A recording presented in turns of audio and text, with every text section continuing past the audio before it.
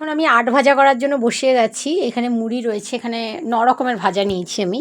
এখানে চানাচুর রয়েছে, ঝাল চানাচুর, এখানে অনেকটা মিক্সড একটা ভাজা আছে, এখানে বাদাম আছে, এখানে নিমকি ভাজা আছে, এখানে আরেকটা ছোট নিমকি ভাজা, এখানে আছে লেস, এখানে আছে কুরকুরে, এই যে, আর এখানে আছে গাঁটি ভাজা, এখানে রয়েছে হচ্ছে চিড়ে ভাজা। তো এগুলো একসঙ্গে আমি মিক্সড করবো। এই গামলাটা নিয়ে নিয়েছি।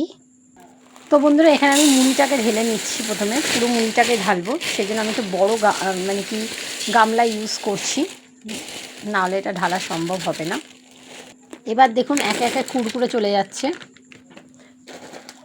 এখানে নিমকি ভাজা, এটা গেল ছোটো নিমকি, এখানে যাচ্ছে বড় নিমকি, এখানে চলে যাচ্ছে চানাচুর, চলে যাচ্ছে চিড়ে ভাজা, মিক্স যে ভাজাটা এনেছিলাম সেটাও ঢেলে দিলাম। এর মধ্যে চলে যাচ্ছে বাদাম, এবার এর মধ্যে চলে যাবে হচ্ছে গাঁটি ভাজা, আর এর মধ্যে যাচ্ছে হচ্ছে লেস। একসঙ্গে এগুলো মিক্স করবো আমি।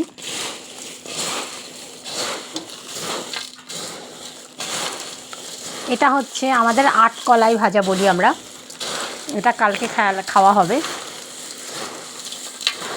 মিক্সড আমার কমপ্লিট। এবার এটাকে কৌটোয় ভরে রাখতে হবে। এই কৌটো নিয়ে নিয়েছি, তো কৌটোর মধ্যে এটাকে ভরে রাখবো। তো কেমন হয়েছে বলবেন। আর এটা দেখতে যতটা সুন্দর, খেতে কিন্তু ততটাই ভালো। একবার ট্রাই করুন, খুব ভালো লাগবে। 8 রকম ভাজা দিয়ে আর যা খুশি আপনারা এর মধ্যে দিতে পারেন, একটু মৌরি ভাজা দিতে পারেন, খুব ভালো লাগবে খেতে। আর এটা হচ্ছে আমাদের যেহেতু পরব চলছে, তো সেই জন্য আমাদের এই খাবারটা কালকে খেতে হবে। বাকিটা আমি কালকে দেখাবো ভিডিওতে।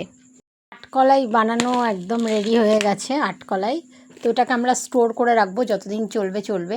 তো আপনারাও একবার বানান, যদিও আপনাদের পরবে নেই, তবুও একবার বানিয়ে খেয়ে দেখুন। খুব খুব খুব ভালো খেতে। টেস্টের জন্য মৌরি ভাজা অথবা ধনে ভাজাটাও দিতে পারেন, খুব ভালো লাগবে খেতে। গোটা ধনে দেবেন, গোটা মৌরি দেবেন।